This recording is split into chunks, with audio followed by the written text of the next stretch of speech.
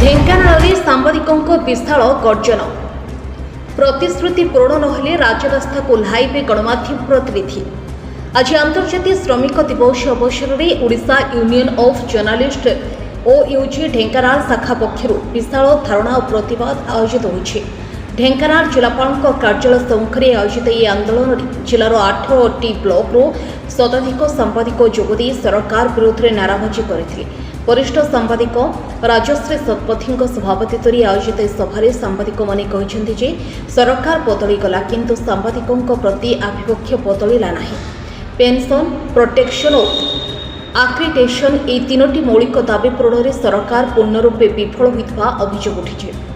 सांबादिकମାନେ କହିଛନ୍ତି ସେମାନେ प्रतिकूल परिस्थिति रे निज जीवन को बाजीरे लगाई समाज ପାଇଁ काम କରୁଛନ୍ତି, तथापि ସେମାନଙ୍କୁ मौलिक सुविधा ବା सुरक्षा सुविधा मिलु ନାହିଁ।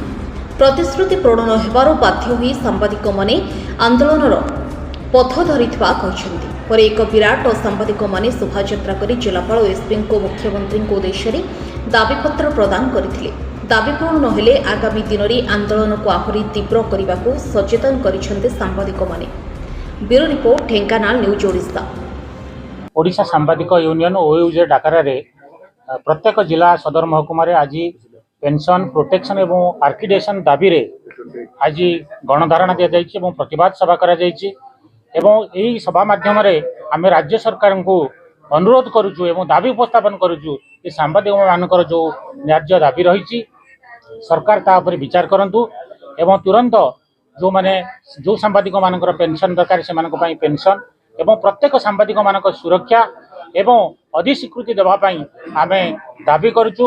जदि सरकार सांबादिक मानकर दाबी प्रति सचेतन न हेबे ताहले ओडिशा सांबादिक यूनियन राज्य एक लड़ुआ संगठन जे कि राजरास्ता को ओह्लैछि एवं आगामी दिन में दुर्बार आंदोलन गढ़ी तोलिब एथिरे द्विरोक्ति नाही। जिला सांबादिक कौन कहिबे आज सांबादिक मानक सुरक्षा पई सांबादिक राजरास्ता सांबादिक मानक सुरक्षा पई दीर्घ वर्ष धरि दाबी किंतु ए दाबी की जे कोनसे सरकार आसले मध्य से माने भूयगान करछन। तो प्रकृतर सांबादिक माने केमिति काम करूछन्ती सेटा समस्त हृदयंगम करंतु।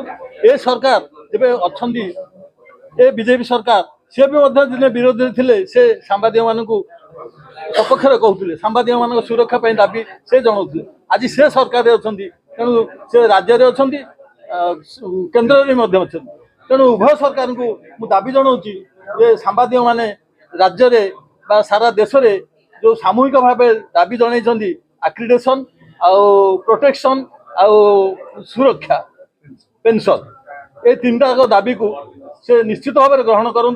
जदि ग्रहण न करेंगे ताले आमे तांको बॉयकॉट करूँ सरकार को बॉयकॉट करूँ माने आम सरकार कौन कार्यक्रम में उपस्थित रहबू नहीं कि कौन प्रकार न्यूज खबर शुणेबू ना से यहाँ को अनुभव करी से सांबादिक मानकर दाबी को ग्रहण करने मोर दृढ़ विश्वास से सांबादिक मान सहयोग जनइबे और सांबादिक मान दाबी को ग्रहण करेंगे। धन्यवाद।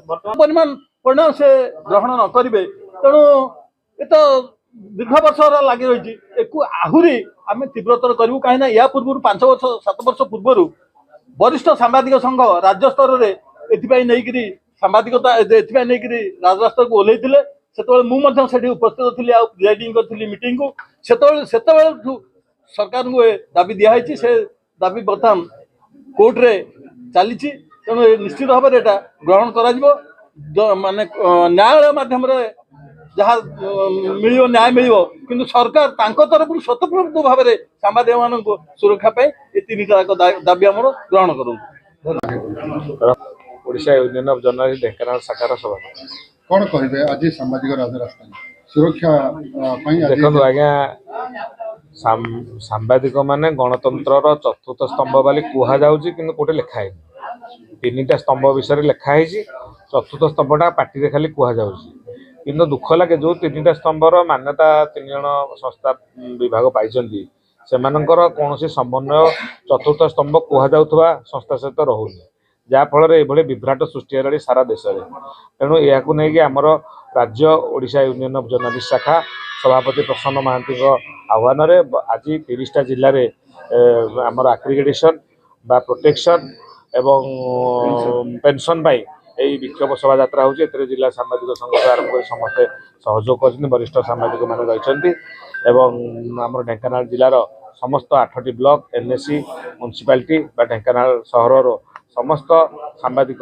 ଖବରକାଗଜ ୱେବ୍ ମିଡ଼ିଆ ଇଲେକ୍ଟ୍ରୋନିକ୍ସ ମିଡ଼ିଆ ଏବଂ ସୋସିଆଲ ମିଡ଼ିଆ ସବୁ ସାମ୍ବାଦିକ ଭାଇମାନେ ଉପସ୍ଥିତ ଆଜି ଅଛନ୍ତି ଏବଂ ଏଥିରେ ଆମେ ପ୍ରତିବାଦ କରୁଛୁ, ସରକାରଙ୍କୁ ଜଣେଇଛୁ। ମୁଖ୍ୟମନ୍ତ୍ରୀଙ୍କ ଉଦ୍ଦେଶ୍ୟରେ ଜିଲ୍ଲାପାଳ ଓ ଏସ୍ପିଙ୍କ ମାଧ୍ୟମରେ ଆମର ଦିଆଯାଉଛି ଦାବିପତ୍ର ପ୍ରଦାନ କରାଯାଉଛି। ଯଦି ଆମେ ଏମିତି କ'ଣ ଭୁଲ କରିଛୁ, ଆମେ କ'ଣ ମଣିଷ ଜାତିରେ ଗଣନା ହେଉନୁ କି? ମୋର ପ୍ରଶ୍ନ ସରକାରଙ୍କୁ, ଆମେ କ'ଣ ମଣିଷ ଜାତିରେ ଗଣନା ହେଉନୁ? ପୋଲିସ ଆଉ ପ୍ରଶାସନ କାହିଁକି ଆମକୁ ହେୟ ଜ୍ଞାନ ଭାବୁଛନ୍ତି ବା ଅଛୁଆଁ ଜାତି ଆମକୁ ଭାବୁଛନ୍ତି, ଆମେ ଏଟା ବୁଝିପାରୁନୁ। ତେଣୁ ଏଥିରୁ ଯଦି ସେ କ୍ଷାନ୍ତ ନ ହୁଅନ୍ତି, ଆଗାମୀ ଦିନରେ ଯଦି ସହଯୋଗ ଆମ ପ୍ରତି ନ ରୁହେ, ତାହେଲେ ଏଭଳି ଆନ୍ଦୋଳନ ହେବ ସରକାର ଆଉ ପୋଲିସ ଏବଂ ପ୍ରଶାସନ ଯାହା କେବେ ଚିନ୍ତା କରିପାରିନଥିଲେ। ଆମର ନିର୍ଦ୍ଦିଷ୍ଟ ଦାବି ହେଉଛି ପେନସନ, ଆକ୍ରିଡିଟେସନ ଏବଂ ପ୍ରୋଟେକ୍ସନ, ସୁରକ୍ଷା। ଆମ ଅବସର ଯେଉଁମାନେ 60 ବର୍ଷରୁ ଅଧିକ ହୋଇଯାଉଛନ୍ତି ସେମାନଙ୍କ ପାଇଁ ପେନସନ ବ୍ୟବସ୍ଥା ଏବଂ ଆକ୍ରିଡିଟେସନ ଯେଉଁଟାକି ଗୋଟେ ସାମ୍ବାଦିକର ମାନ୍ୟତା, ଯେଉଁଟା ରହିଲେ ତୁମେ ପେନସନ ମୁକ୍ତ ବା ସରକାରଙ୍କ ଲିଷ୍ଟରେ ତୁମ ନାଁ ଚଢ଼ିପାରିବ। ଜିଲ୍ଲାପାଳଙ୍କୁ ଯେତେବେଳେ ସାମ୍ବାଦିକମାନେ କୌଣସି ଇଏ ନେଇକି ସତ୍ୟ କଥା ଜାଣିବା ପାଇଁ ଚାହୁଁଛନ୍ତି, ସେ ଗାଇଡ୍ ଦେଉନାହାନ୍ତି, ଆପଣ କ'ଣ କହିବେ? ତାଙ୍କର କ'ଣ ମନୋଭାବ? ଆଗରୁ ବହୁତ ଜିଲ୍ଲାପାଳ ଥିଲେ ଯେଉଁମାନେ ମିଡ଼ିଆ ପାଠ ପଢ଼ିଥିଲେ। ମିଡ଼ିଆଟା ଗୋଟେ ପାଠ, ସେମାନେ ଜାଣିଥିଲେ ସାମ୍ବାଦିକତାର ଆଉ ସାମ୍ବାଦିକମାନଙ୍କର ଗୁରୁତ୍ୱ। କିନ୍ତୁ ଏବେ ଯେଉଁମାନେ ଆସୁଛନ୍ତି ସେମାନେ କ'ଣ ଭାବିକି ଆସୁଛନ୍ତି, ସେ ଯେମିତି ଭାବୁଛନ୍ତି ଆମର ଗୋଟେ ଜାତି ନାହିଁ, ଆମେ ଗୋଟେ ଅଛୁଆଁ ଜାତି ବା ଆମେ ବେଳେବେଳେ ଭାବନ୍ତି ଆମେ ପାଠଶାଠ ପଢ଼ିନୁ। ମୁଁ ତାଙ୍କୁ ବି କହିଲି, ଜଣେ ଜିଲ୍ଲାପାଳଙ୍କୁ, ଏଇ ବର୍ତ୍ତମାନ ଜିଲ୍ଲାପାଳଙ୍କୁ ବି ମୁଁ କହିଛି, କହିଲି ଆଜ୍ଞା ଆପଣ IASଟା ଖାଲି ଅଧିକା ପଢ଼ିଛନ୍ତି, ବାକି ତା ତଳ ପାଠ ସବୁ ଯାଏ ଆମେ ପାଠ ପଢ଼ିକି ଆସିଛୁ। ଆପଣ ଆମକୁ ଅପାଠୁଆ ବୋଲି ଯଦି ଭାବୁଥିବେ ଭାବିବେନି, ଏଟା ସମସ୍ତେ ଶିକ୍ଷିତ, ସେ ଚାହେ ମାଟ୍ରିକ ପଢ଼ିଥାଉ ପଛେ ତାର ଭାଷା। ରାଜଶ୍ରୀ ଶତପଥୀ ଆଜି ଅଧ୍ୟକ୍ଷତା କରିଥିଲେ, ସାମ୍ବାଦିକ ମାନେ ସୁରକ୍ଷିତ ନାହାନ୍ତି ଏବଂ ପେନସନ ନାହିଁ, ପ୍ରତିବାଦରେ ଆଜି ସାଧାରଣ ସଭା ହେଇଥିଲା, ଆପଣ ଅଧ୍ୟକ୍ଷତା। ଦେଖନ୍ତୁ, ଏଥର ଯେଉଁ ସରକାର ଆସିଛନ୍ତି 2 ବର୍ଷରୁ ଅଧିକ ତାଙ୍କର ସମୟ ଚାଲିଗଲାଣି। ପୂର୍ବରୁ ଯେତେବେଳେ ସେ ବିରୋଧୀ ଦଳରେ ଥିଲେ, ସେ ଯେଉଁ ପ୍ରତିଶ୍ରୁତି ଦେଇଥିଲେ, ତେଣୁ ଆମେ ଅନୁରୋଧ କରିବୁ ସାମ୍ବାଦିକ ସଂଘ ପକ୍ଷରୁ ଯେ ତାଙ୍କର ଯେଉଁ ପ୍ରତିଶ୍ରୁତି ସେ ଦେଇଥିଲେ, ସେ ଏଇ ତାଙ୍କ କାର୍ଯ୍ୟକାଳ ସମୟ ଭିତରେ ସେ ନିଜର ପ୍ରତିଶ୍ରୁତି ରକ୍ଷା କରନ୍ତୁ ଏବଂ ଯେଉଁ ମୌଳିକ ଦାବି ଗୁଡ଼ିକ ରହିଛି ସାମ୍ବାଦିକ ମାନଙ୍କର, ଯେ ପେନସନ, ପ୍ରୋଟେକ୍ସନ ଏବଂ ଆକ୍ରେଡିଟେସନ, ସେ ସେଟାକୁ କିଭଳି ଭାବରେ ସେଇ ମୌଳିକ ସମସ୍ୟା ଗୁଡ଼ିକର ସମାଧାନ କରିବେ ଏବଂ ସେ ଦିଗରେ ସରକାରଙ୍କୁ ସ୍ୱତନ୍ତ୍ର ଦୃଷ୍ଟି ଦେବା ପାଇଁ ଆଜି ସାମ୍ବାଦିକ ସଂଘ ପକ୍ଷରୁ ଦାବି କରାଯାଇଛି ଏବଂ ଏ ସମ୍ପର୍କରେ ଜିଲ୍ଲାପାଳଙ୍କ କାର୍ଯ୍ୟାଳୟ ସମ୍ମୁଖରେ ଏକ ପ୍ରତିବାଦ ସଭା ମଧ୍ୟ କରାଯାଇଥିଲା। ସେଥିରେ ଅନେକ ଜିଲ୍ଲା, ସମଗ୍ର ଜିଲ୍ଲାର ବିଭିନ୍ନ ବ୍ଲକ ସ୍ତରରୁ ମଧ୍ୟ ବହୁ ବରିଷ୍ଠ ସାମ୍ବାଦିକ ମାନେ ମଧ୍ୟ ଯୋଗଦାନ ଦେଇଥିଲେ ଏବଂ ନିଜ ନିଜର ପ୍ରତିକ୍ରିୟା ମଧ୍ୟ ପ୍ରକାଶ କରିଥିଲେ।